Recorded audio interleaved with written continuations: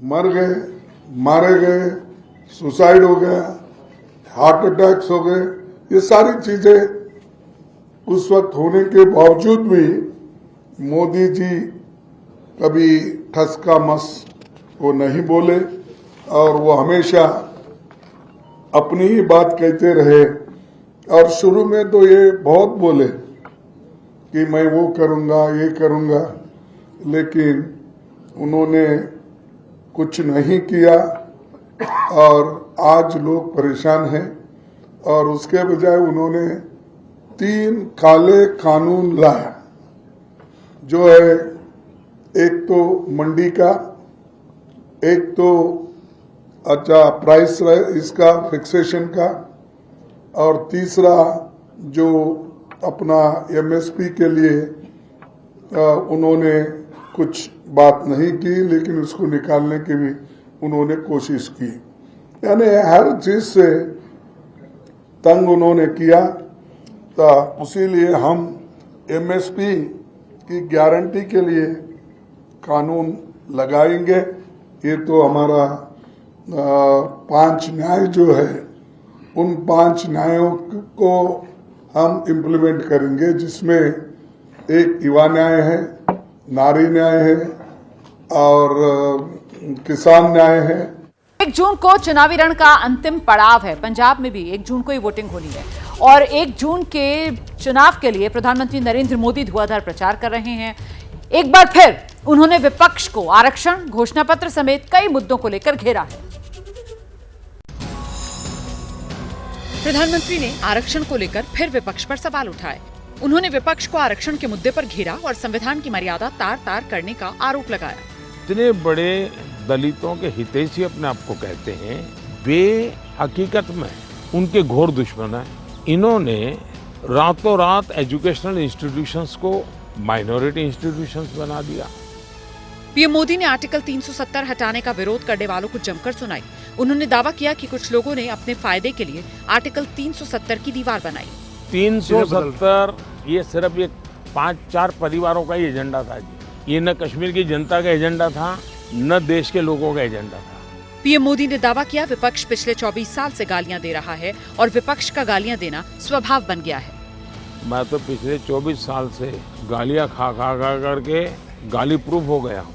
मौत का सौदागर किसने कहा था? गंदी नाली का कीड़ा किसने कहा था? और मेरे यहाँ तो पार्लियामेंट में एक दिन हमारे एक साथी ने हिसाब लगाया था, 101 गालियां गिनाई थी। प्रधानमंत्री मोदी ने पश्चिम बंगाल के मुख्यमंत्री ममता बनर्जी पर भी जोरदार हमला बोला। उन्होंने दावा किया कि बंगाल में बीजेपी को बम्पर जीत मिलेगी। पीएम मोदी आज बंगाल में चुनाव प्रचार करेंगे। वो शाम को कोलकाता में रोड शो भी करेंगे, लेकिन उससे पहले उन्होंने ममता बनर्जी पर जोरदार प्रहार किया, बम्पर जीत का दावा किया। पूरे हिंदुस्तान में भारतीय जनता पार्टी को सर्वाधिक सफलता पश्चिम बंगाल में मिल रही है। पीएम मोदी ने दावा किया कि एक नए युग की शुरुआत हो गई है और टीएमसी अपने अस्तित्व की लड़ाई लड़ रही है। टीएमसी पार्टी अस्तित्व की लड़ाई लड़ रही है। पिछले असेंबली के चुनाव में हम 3 थे, 3 में से बंगाल की जनता ने हमें 80 पर पहुंचा दिया। पीएम मोदी ने आरक्षण पर भी ममता बनर्जी को घेरा, आरोप लगाया कि ममता ने पिछले दरवाजे से मुस्लिमों को आरक्षण दिया। पिछले दरवाजे से खेल शुरू किया और पिछले दरवाजे से खेल शुरू करने के लिए इन लोगों ने रातों रात मुसलमान की सभी जातियों को ओबीसी बना दिया। न्यायपालिका को गाली दे रहे हैं और वो यहाँ तक कह रहे हैं कि कुछ भी हो जाए हम कोर्ट की बात मानने वाले नहीं है। पीएम मोदी ने टीएमसी कार्यकर्ताओं पर बौखलाने का आरोप लगाया। उन्होंने दावा किया कि बीजेपी कार्यकर्ताओं को जेल में बंद किया जा रहा है। जीत हार के दावों के बीच 1 जून को इंडिया गठबंधन की बड़ी बैठक होने वाली है, लेकिन इस बैठक से ममता बनर्जी ने दूरी बना ली है, जिसके बाद सियासी गलियारों में सवाल है। इंडिया गठबंधन की बैठक में ममता बनर्जी नहीं होंगी शामिल। उन्होंने बैठक में शामिल नहीं होने के पीछे वजह भी बताई है। इंडिया टीम तो 1 तारीख में ही मीटिंग कर दिया था। मैंने बोला देखो 1 तारीख मैं नहीं जा सकती हूँ कि हमारा इधर में 10 सीट का चुनाव है। साइड में साइक्लोन रिलीफ सेंटर और एक साइड में इलेक्शन। हमको सब कुछ करना पड़ेगा, लेकिन my priority is the relief centre. Mamata Banerjee के इंडिया की बैठक में शामिल नहीं होने पर बीजेपी ने तंज कसा। टीएमसी एक्चुअली ये फ्लिप फ्लॉप मोड में है। कब किधर है कि उधर है, बाएं तरफ है कि दाएं तरफ है, और किसी की तरफ नहीं है, किसी को पता नहीं। कांग्रेस ही आस लगा के बैठे हुए है कि कांग्रेस इस दिलासे से बैठे हुए है कि ममता बनर्जी का प्यार मिलेगा उनको, लेकिन प्यार तो नहीं मिल रहा है। 1 जून को ही आखिरी चरण की वोटिंग है। ऐसे में इंडिया गठबंधन की ये बैठक काफी अहम मानी जा रही है, लेकिन बीजेपी को ममता के बैठक में शामिल नहीं होने का एक मुद्दा मिल गया। लोकसभा चुनाव के लिए 6 चरणों का मतदान पूरा हो चुका है। 1 मई को 7वें अंतिम चरण के 1 जून को 7वें और अंतिम चरण के लिए वोटिंग होनी है। बीजेपी 400 पार का दावा कर रही है। दूसरी ओर विपक्षी गठबंधन के नेता कह रहे हैं 4 जून को बीजेपी की सरकार चली जाएगी, इंडिया गठबंधन की सरकार बनेगी।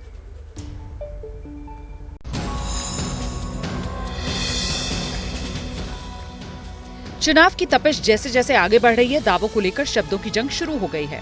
बीजेपी अपने 400 पार वाले दावे पर टिकी है। पीएम मोदी के एक बार फिर पीएम बनने का दावा कर रही है। 400 के पार 7वें चरण में होंगे और उस दिन अखिलेश यादव गाना गाएंगे, गीत गाएंगे, दगाबाज कहाँ चले गए तुम। जीत का दावा करने में कांग्रेस भी पीछे नहीं। पार्टी के नेता पिछले 2 चुनाव से बेहतर परिणाम की उम्मीद रख रहे हैं। ये चुनाव हम बहुत अच्छा लड़े हैं। पिछले 2 चुनाव की तुलना में अगर कहें तो यकीनन ये बहुत अच्छा चुनाव हम लड़े। क्या हम वहां पहुंच पाएंगे जितनी हमको आवश्यकता है कि नहीं, ये तो 4 तारीख को पता चलेगा। लेकिन बीजेपी को कांग्रेस के ये दावे रास नहीं आए और 4 जून को विपक्ष की हार तय बताई। 7वें चरण की सभी सीटों पर भारतीय जनता पार्टी राजग गठबंधन प्रचंड बहुमत के साथ जीत रहा है और विपक्षी गठबंधन पूरी तरह से फेल है। धरातल पर कोई तालमेल नहीं है। जनता का आशीर्वाद भारतीय जनता पार्टी गठबंधन के साथ है। और देश की सबसे वीआईपी संसदीय सीट पर भी वोटिंग 1 जून को है। ये सीट वाराणसी की है। बीजेपी ने चुनाव प्रचार पूरी ताकत लगा दी है। राहुल और अखिलेश भी आज मोदी के गढ़ में जाकर हुंकार भरेंगे। प्रधानमंत्री नरेंद्र मोदी वाराणसी लोकसभा सीट से तीसरी बार चुनाव मैदान में हैं, जिनकी सबसे बड़ी जीत को टारगेट बनाकर बीजेपी के दिग्गज नेता प्रचार में जुटे हैं। सभी नेता एक सुर में दावा कर रहे हैं 4 जून को पीएम मोदी एक बार फिर तीसरी बार पीएम बनेंगे।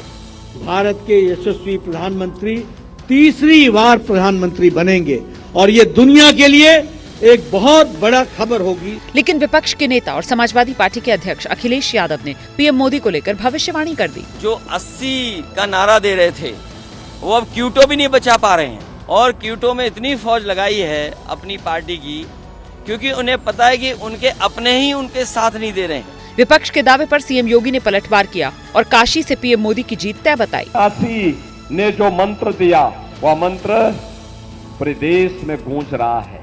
जो काशी के मन में है वही पूरे देश के मन में है और काशी की सोच है कि फिर एक बार मोदी सरकार। बहनों, नरेंद्र मोदी जी ने आयुष्मान भारत योजना लागू की है, इसका भी अमल उड़ीसा के अंदर नहीं हो रहा है। 19 के पहले उड़ीसा के सिर्फ 3.5% घरों में पीने का पानी गया। नरेंद्र मोदी जी ने घर घर में पानी का संकल्प किया। अभी भी 26 लाख परिवारों को पानी नहीं मिल रहा है। आप भाजपा सरकार बना दो, एक ही साल में सभी को पानी देने का काम नरेंद्र मोदी जी करेंगे। नरेंद्र मोदी जी करेंगे। भाइयों बहनों, आज मैं यहां आया हूं तब आपको कहना चाहता हूं, हम भद्रक में मेडिकल कॉलेज की सालों से मांग है, पूरी नहीं करते हैं। आप हमारे लोकसभा विधानसभा के प्रत्याशियों को जिता दो। 4 महीने में भद्रक में मेडिकल कॉलेज और अस्पताल Bharatiya Janata party, autonomous college, उसको यूनिवर्सिटी का स्टेटस नवीन बाबू नहीं देते हैं। मैं कहकर जाता हूं, हमारे विधायकों को जिताकर सरकार बना दो। 6 माह में यहां पर यूनिवर्सिटी का स्टेटस देने का काम भारतीय जनता। यहां टेक्सटाइल पार्क मोदी जी ने 3 साल पहले दे दिया। ये बनाने का काम नहीं करते हैं। बहुत आयु हो गई, उम्र हो गई।